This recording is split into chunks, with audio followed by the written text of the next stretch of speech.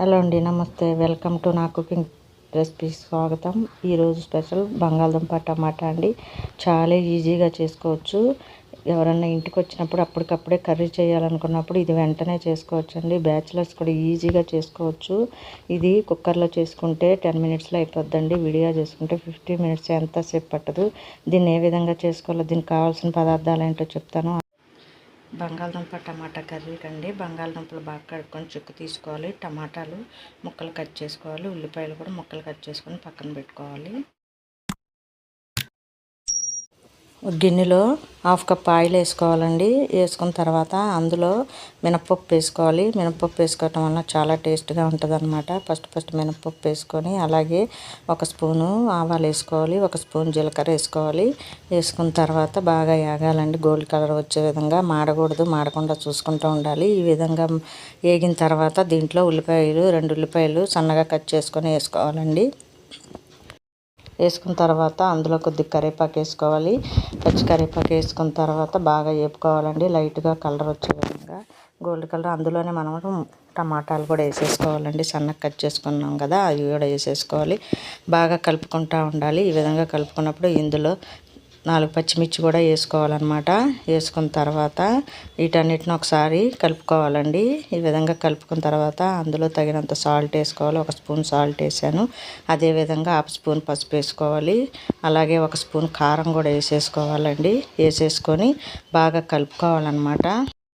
ఈ విధంగా కలుపుకోవాలండి.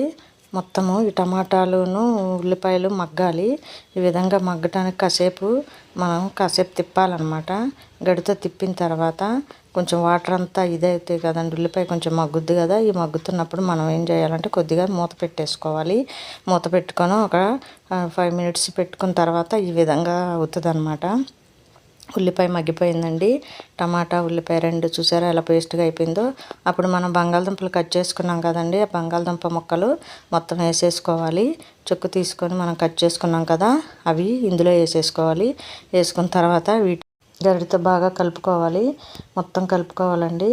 కలుపుకున్న తర్వాత ఈ విధంగా కలుపుకోవాలి. మనకి కర్రీలోకి ఈ టమాటాను ఇవన్నీ ఉల్లిపాయలు మగ్గాయి కదండి, అందులోకి బాగా కలుపుకున్న తర్వాత కాసేపు అలాగే కలుపుతూ ఉండాలి. కలిపిన తర్వాత మూత పెట్టేసుకోవాలి. మూత పెట్టుకొని ఒక 10 మినిట్స్ అట్టు పెట్టుకోవాలండి. అట్టు పెట్టిన తర్వాత చూసారా ఈ విధంగా మగ్గిపోయింది. మగ్గిపోయినప్పుడు ఇందులో 1 గ్లాసున్నర వాటర్ పోసుకోవాలండి. ఈ విధంగా మగ్గిపోయినాక గ్లాసున్నర వాటర్ పోసేసుకోవాలన్నమాట. ఇది 1 గ్లాస్ పోసుకున్న తర్వాత ఇంకొక 1/2 పోసుకోవాలి. ఈ విధంగా పోసుకున్న తర్వాత ఒకసారి మళ్ళీ కలుపుకోవాలి. ఈ విధంగా కలుపుకున్న తర్వాత మళ్ళీ మూత పెట్టుకోవాలండి. మూత పెట్టుకొని ఒక 5 మినిట్స్ అట్టు పెట్టుకుంటే మొత్తానికి గ్రేవీగా తయారవుతుంది అనమాట. ఇదిగోండి ఈ విధంగా మూత పెట్టుకోవాలి. మూత పెట్టుకున్న తర్వాత మరి కాసేపు చూసారా ఈ విధంగా ఉడికిపోయిందనమాట. ఉడికిపోతే ఇలాగా పలసగా ఉన్నప్పుడే దించేసుకోవాలండి. ఎక్కువగా మరీగా ఎగిరించకూడదు. ఈ విధంగా ఉంచేసి మూత తీసేసి ఇదిగోండి ఈ విధంగా తయారవుద్ది అనమాట. అంతేను, ఇంకా తీసేయటమే. ఈ విధంగా చాలు, ఈ మాత్రం చాలు అనమాట. మరి బాగా ఎగిరిపోతే కాసేపటికి ఇది అయిపోద్దండి. ఈ విధంగా వాటర్ ఉన్నప్పుడే తీసేస్తే కాస్త మనం తినే టయానికి కర్రీగా ఉంటుంది అనమాట. చివరిగా కొత్తిమీర జల్లేసుకోవటం, అంతేనండి. ఇది కనుక మీకు నచ్చినట్టయితే లైక్ చేయండి, షేర్ చేయండి, సబ్స్క్రైబ్ చేయండి. ఇంకా స్టవ్ ఆపేసి దీన్ని మనం వేరే బౌల్లోకి తీసుకోవాలి. ఈ విధంగా అంతా ఒక బౌల్లోకి తీసుకోవాలండి.